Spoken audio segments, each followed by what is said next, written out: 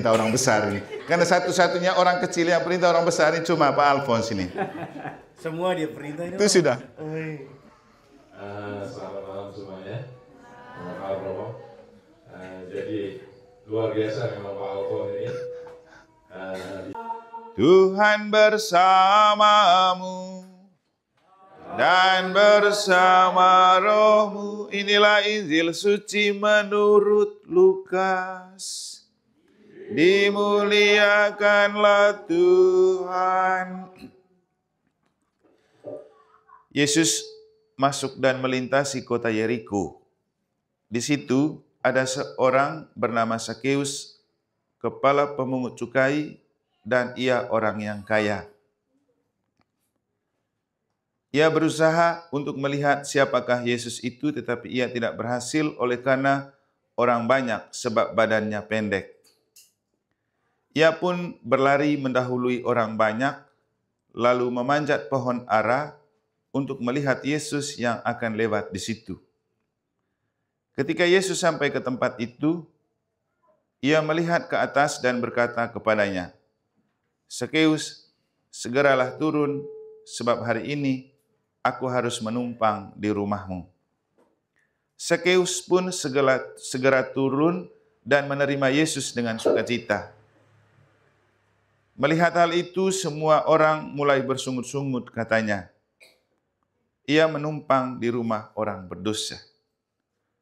Namun Sakeus berdiri dan berkata kepada Tuhan, "Tuhan, lihatlah, setengah dari milikku akan kuberikan kepada orang miskin, dan sekiranya ada sesuatu yang kuperas dari seseorang, akan kukembalikan 4 kali lipat." Kata Yesus kepadanya, "Hari ini telah terjadi keselamatan pada rumah ini, karena orang ini pun anak Abraham. Sebab Anak Manusia datang untuk mencari dan menyelamatkan yang hilang." Demikianlah sabda Tuhan. Terpujilah Kristus. Frater dan Bapak Ibu Saudara-saudari, tahun 2006 itu saya praktek diakonat di Donggo. Waktu itu Alphonse masih kecil. Albina juga masih kecil. Waktu itu sudah SMA ya. Tapi kecil betul dia waktu itu. Makanya ketika sampai di Mataram, saya lihat dia punya istri yang besar seperti Albina. Lalu saya berpikir, ngeri juga ini anak kecil ini. Kecil-kecil tapi ngeri, ngeroh. Tapi di balik kekecilannya, dari yang saya kenal waktu itu, dia punya jiwa besar. Artinya apa? Selalu mepet ke gereja, selalu dekat dengan para romo dan frater. Kemudian ketika beberapa hari lalu, saya masih di Bandung ya. Dia pura-pura, kalau istilah orang di Flores itu cong. Cong itu angkat-angkat gitu, puji-puji, supaya kita cepat merasa terangkat lalu kasihan. Dia chat, "Romo, kapan pulang? Kangen ini kita." Wih, saya bilang, "Alphonse, kangen sama Romo." Saya langsung feeling, ini kan orang Donggo, saya tahu ini pasti ada mau-maunya. Terus saya bilang, "Coba sebutkan siapa saja yang kangen Romo di Mataram." Dia jual sudah kami, umat, lingkungan, keluarga Kudus Nazaret. Untung dia tidak sebut ketua. Terus tidak lama dia telepon minta misa. Saya bilang, "Kau ini kurang ajar sekali. Minta misa pas hari raya lagi. Hari raya kenaikan. Kau tidak tahu itu hari raya." Terus dia jawab apa? "Ini kan buah dari doanya Romo." Karena Romo yang bilang. Saya bilang, "Emang doa apa lagi untuk kau?" Kemudian dia bilang mereka mau segera berangkat ke Bangka Belitung karena istrinya lulus PNS di sana ya. Saya bilang, "Memang kamu berangkat kapan?" "Setelah kenaikan Romo." "Ya sudah, karena sudah sangat mepet dan judulnya mau berangkat, gak apa-apalah. memang dari segi liturgi salah, tapi yang penting kan motivasi dan tujuannya mulia. Tapi begini, yang membuat saya kemudian ACC dan oke, karena saya lihat dia punya badan kecil tapi punya jiwa yang besar. Jiwa besar dan punya perhatian yang besar. Saya lihat ini, kami sama Frater selalu anggap dia ini tenaga siap pakai. Kapan saja kami di pastoran butuh orang, pasti telepon dia. Siap dia. Dan itulah investasi terbaik yang membuat, ya seperti dalam Injil, Yesus itu merasa iba dengan Zakheus selain karena lihat dia kecil, tapi juga punya jiwa yang besar. Tuhan punya tatapan, kan penglihatan juga menusuk sampai ke hati. Jadi dia melihat ketulusan hati. Apalagi mungkin sama Frater atau sama siapa sempat saya ngobrol. Kami itu kagum dan kaget.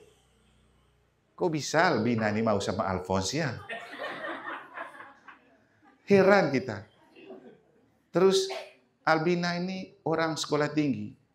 Dia S2 ternyata. Terus ada yang bercerita, nilainya dia itu 4, hampir paling banyak 4. Tapi tidak tampak kalau dia itu orang sekolah tinggi dan orang pintar. Kan baru ketahuan pintarnya setelah dia lolos ini pegawai negeri ini. Tapi coba lihat gaya hidupnya. Lalu saya bilang, orang pintar biasanya tidak terlalu memperhatikan penampilan. Maka kita lihat istrinya dia kan jarang kita lihat tebal bedaknya, gincunya, atau kurang bersolek lah. Benar kan? Karena apa? Itu ciri-ciri orang-orang yang cerdas. Dia tidak terlalu peduli dengan penampilan. Yang penting cara berpikir. Dan beliau tidak pernah menampakkan diri sebagai orang yang sekolah dan punya titel lebih tinggi dari Alphonse. Ya. Dia tetap merendah. Dan tadi masih juga dia memberikan diri yang terakhir untuk lingkungannya. Ikut CCR. Walaupun mereka kalah dengan anak kecil dari Rembige. Jadi lagi-lagi kalah sama anak kecil sampai bapak kalingnya bilang, "Oi, kami ini kena ini terus dari Rembige. Waktu tarik tambang kalah sama Rembige ya. Tadi CCR kalah sama Rembige." Gak apa-apa lah. Kan kalau ini mengalah. Kalau lomba lagu, kamu kalah sama siapa? Tidak ada kalah sama peserta. Kamu kalah dengan Ardus sendiri. Tapi kalau ada juara favorit Frater, Ardus itu harus juara dia. Juara favorit. Karena dia bisa buat komedi di tengah perlombaan. Dan itulah yang kita cari, suasana-suasana seperti itu. Walaupun setelah itu, Ardus ini sok rendah hati. Setiap orang dia kirim chat, minta maaf. Dan dia pengaruh orang politiknya. Orang politik itu pandai bersilat lidah. Gitu ya. Padahal bersilat lidah. Padahal dia tidak siap. Dia alasan tadi baru Pak Kaling kasih saya bilang, padahal di grup saya dengar ini anaknya yang bilang, "Bapak, kan kita sudah latih itu." Jadi suara malaikat. Tapi gini, sebenarnya kita itu hidup di tengah-tengah penilaian orang yang negatif, kita harus tampil sebagai pribadi yang menilai secara positif. Karena di balik kekurangan dan kelemahan orang, selalu ada secuil kebaikan dan hal positif. Dan inilah yang dilihat oleh Yesus pada diri Zakheus. Zakheus ini kan sudah dianggap publik sebagai seorang yang jahat. Kenapa? Koruptor. Pegawai bea cukai kan, pikirnya karena pegawai bea cukai makan uang terus. Itu menurut mereka. Sehingga dalam pandangan publik, Zakheus itu sudah tidak ada harganya. Walaupun kaya, tapi dia pendosa, dia koruptor. Dan tentu dia tersiksa dengan opini publik itu. Tapi Yesus tidak melihat itu. Yesus melihat hatinya yang berjuang dengan sangat gigih untuk mau melihat Yesus. Mau melihat loh. Belum percaya, baru mau melihat saja. Dan dia mengambil cara yang tidak halal untuk melihat Yesus. Yaitu dengan memanjat pohon ara. Saya sudah pernah pergi ke Yeriko, itu memang sampai sekarang masih ada satu pohon ara yang besar. Bayangan saya begini, Kalau pohon besar kayak gitu di kita atau di Bali, bukan orang yang naik di pohon itu, tapi monyet. Apalagi kalau kecil. Tapi pasti ada monyet waktu itu, tapi kan tidak dicatat di kitab suci kan. Karena saya ingat kami di kampung itu di Manggarai, kalau ada pohon ara pasti sasaran incaran monyet. Kenapa? Buahnya itu enak dimakan monyet. Jadi kalau orang lain lihat pasti menganggap Sakeus itu monyet, tapi karena ini Yesus yang lihat, dia tetap melihat ini Sakeus, Sakeus yang punya hati. Makanya dia bilang, Sakeus, turun, aku mau numpang di rumahmu. Dia senang betul setelah Yesus bilang begitu, lalu dia pergi. Dan apa kata orang? Dia kan orang berdosa. Kau mau saja itu Yesus mampir dan makan di rumah orang berdosa. Nah, Bapak Ibu, lagi-lagi, hidup kalau menggantungkannya pada opini publik, orang itu tidak suka melihat yang positif dari kita. Orang lebih suka melihat yang negatif dan yang lemah. Dan itulah kenapa kemudian Tuhan itu membuat penilaian terbalik. Coba lihat di kitab suci dan di bagian akhir Injil, Yesus bilang, aku datang untuk orang-orang yang dianggap rendah, kecil, berdosa. Makanya Yesus bergaul dengan orang-orang seperti itu. Sehingga kalau kami ini dekat sama Alphonse, karena kami rasa bukan saja dia kecil, orang Donggo lagi. Tahu kalau sudah sebut orang Donggo tuh Dodonggo, Madera. Tapi ketika dia punya jiwa besar, tidak perlu kita melihat dia dari Donggo. Tapi dia punya hati yang besar untuk percaya kepada Tuhan, mendekatkan diri dengan gereja. Bahkan saking besarnya hatinya, walaupun badannya kecil, kaling yang besar saja dia atur suruh pergi jemput Romo. Ini loh umat ini. Dia suruh kaling lagi jemput Romo. Kira-kira bagaimana dia pecara rayu tadi ya, Pak Richard? Artinya pengaruhnya begitu besar. Sampai kemudian dia perintahkan Romo untuk misa di tempatnya dia pada malam hari ini. Jadi terus di jalan tadi di mobil, saya bilang, Alphonse kau cari sendiri bacaan yang cocok. Langsung frater bilang, cocoknya dia ini Sakeus. Lalu dia bilang, oke. Kita kan sudah sama-sama dengar. Jadi kau sudah atur saya. Sekarang saya atur kau. Kesini sudah. Kesini sudah. Alphonse.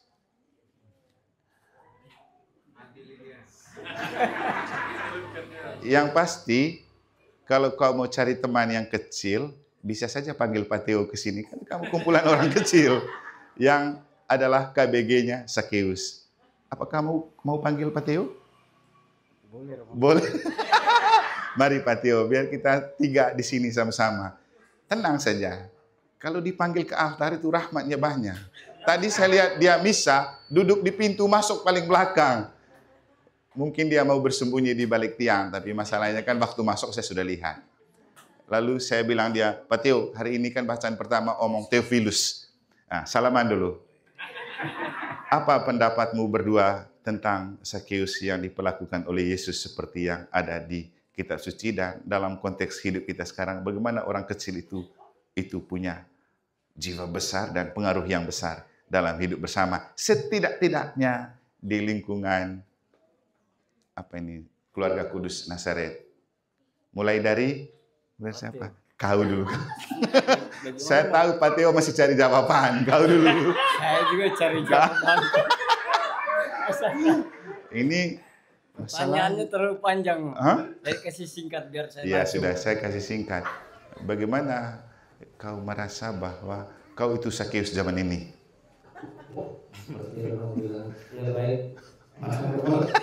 Bapak Ibu. Baik. Pertanyaannya Romo, bagaimana kamu merasa seperti Sakeus? Ya, seperti Romo bilang tadi, saya bisa perintah Romo. Saya perintah. Tidak ada orang taruna yang bisa perintah Romo. Bisa perintah Pak Halil. Oh, ngerti. Bisa perintah Pak Modus. Bak lagi. Oh. Apalagi umat yang di bawah ya. Umat perintah saya boleh perintah yang di atas. Kan begitu. Masa umat yang perintah saya, kamu pergi bayar rukun kematian, iuran. Nah itu umat. Tapi saya balik, saya sasarannya Pak Ketua. Itu sih Romo. Saya bisa suruh mereka. Sekarang ke Pak Theo sudah. Apa menjawab Romo? Hah? Apa pertanyaannya tadi? Pokoknya tanpa pertanyaan sudah bebas. Kalau Intinya tentang Sakeus Romo ya. Iya. Ya kalau saya sih ini dalam diri saya atau dalam diri ini yang Boleh. Boleh dalam dirimu dan dalam dirinya. karena ini kan saya berdiri di sini kan atas perintah dia. Makanya mau tidak mau kan saya harus ikut. politik. Nah, Terus. jadi kalau saya pribadi kalau melihat apa yang dilakukan oleh Sakeus itu adalah orang yang unik. Dia punya satu prinsip bahwa dia itu mau memberanikan diri untuk melihat sesuatu yang bagi orang lain itu tidak bisa bagi dia, tapi dia mau mencoba bahwa saya bisa. Sekalipun dia dianggap penjahat, tapi dia memberanikan diri untuk bisa naik ke atas pohon ara untuk melihat Yesus. Seperti yang Romo bilang tadi, hanya melihat belum percaya. Tapi mungkin setelah dia melihat Yesus maka dia juga akan percaya seperti saya, Romo. Ya itu saja, Romo. Sekali lagi saya ucapkan selamat untuk Pak Afro bersama istrinya yang sudah mendapatkan berkat yang berlimpah. Saya juga sudah kontak teman-teman saya di Bangka Belitung. Nanti kalau memang pas Pak Alfons turun di bandara ada kesulitan, telepon saya. Nanti dijemput langsung di bandara. 1 hari sebelum berangkat kasih tahu. Biar nanti saya kasih tahu teman-teman saya jemput bahwa ini adalah utusan dari NTB. Ya. Oke, jangan dulu pulang ke sini lagi, makin mendekat. Ini kalau Pak Theo yang ikut campur urus perjalanan mereka, bisa jadi orang pikir ini ilegal. Karena orang KKP PMP itu komisi yang urus bagian perdagangan manusia. Nanti mungkin lewat Batam ya ke sana, tidak. Orang pikir ini kok manusia kurus ini diperdagangkan, kita mau dapat apa? Rugi sekali orang beli ini manusia kurus ini. Tadi dia bilang dia bisa perintah Romo, dia bisa perintah Kaling, Pak Richard, sini dulu. Kita sama-sama unboxing ini orang sebelum dia pergi. Kita sama-sama besar. Bagaimana nih Pak Richard melihat ini orang kecil bisa perintah orang besar ini? Karena satu-satunya orang kecil yang perintah orang besar ini cuma Pak Alfons ini. Semua dia perintah Itu sudah. Selamat malam semuanya. Selamat Romo. Jadi luar biasa memang Pak Alfons ini bisa perintah-perintah orang. Tapi semuanya ini berkat jasa beliau juga, apa yang dia tanam, dia tuai sekarang. Dia bisa perintah-perintah kita karena kita dulu, dia dari umat KBG 1 terutama, selalu memerintah dia dan dia bisa mengatasi semuanya, baik urusan ke atas maupun ke bawah. Luar biasanya Pak Alfons di situ, sehingga dia bisa menikmati buahnya sekarang. Dan saya ucapkan selamat juga buat Pak Alfons karena banyak jalan-jalan Tuhan yang telah disiapkan untuk Bapak, diberikan kemudahan. Oke. Pak Richard ingat nggak? Saya yakin dia nih bisa perintah orang besar dan orang yang berbadan besar dan punya jabatan besar. Tapi yang dia tidak bisa perintahkan tahu nggak? Rumah tangga dan rumah tetangga. Rumah tangga dan rumah tetangga. Pasti dia tidak bisa berkutik sama istrinya. Dan ada tetangga yang dia tidak bisa perintah. Butuh saya sama Pak Richard yang kasih solusi ya. Bukan cuma dia, Pak Adol dan Pak Nuris juga tidak mampu. Siapakah itu urusan di belakang altar. Yang paling penting begini, dia sudah perintahkan kita, oke, karena dia sudah banyak menabur kebaikan. Tapi saya memerintahkan Pak Alfons sekarang bersama Pak Richard, juga Pak Sakeus. Sakeus versi Keluarga Kudus Nazaret. Kami perintahkan kau pergi ke Batam untuk melanjutkan apa yang sudah kau buat dengan baik di sini. Dan di Batam, katakan kepada mereka bahwa kamu sukseskan doa dari teman-teman di lingkungan Keluarga Kudus Nazaret. Walaupun nama lingkungannya Keluarga Kudus, banyak keluarganya tidak kudus, nggak apa-apa. Dan ceritakan di sana bahwa keterlibatan dan pemberian dirimu di gereja telah membuka banyak rahmat untukmu dan untuk istrimu dan anak-anakmu. Dan kemungkinan besar di Batam gerejanya tidak seasik Bangka Belitung. Masuk Pangkal Pinang tuh. Saya tahu Pangkal Pinang tuh masih kurang dia punya imam dan pelayanannya. Kau tidak akan pernah bisa menemukan seperti saya sama Romo Cece, setiap kali kau pergi ada. Atau kalau kau tengkar sama tetangga, kau pergi mengadu di Romo, di sana kau tidak bisa. Atau bertengkar dengan rumah tangga, kau tidak bisa mengadu. Di sini kau bisa mengadu karena masih ada Romo, masih ada Pak Richard yang punya body fight gitu untuk membela dan bisa membantumu. Dan ini perintah terakhir. Inilah perintahku kepadamu. Apa? Kasihilah seorang akan yang lain. Ini perintah Yesus. Oke, silakan kembali. Selamat bertugas di tempat yang baru bersama istri. Doa kami selalu menyertai. Semoga Tuhan memberkati. Oke, kita lanjutkan dengan persembahan. Hei, jauh sekali.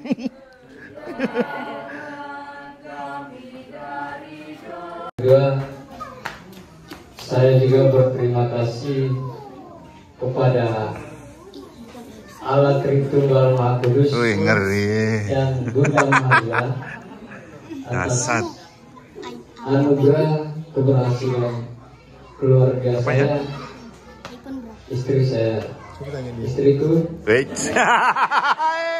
Beda istri saya sama istriku. Yang kedua,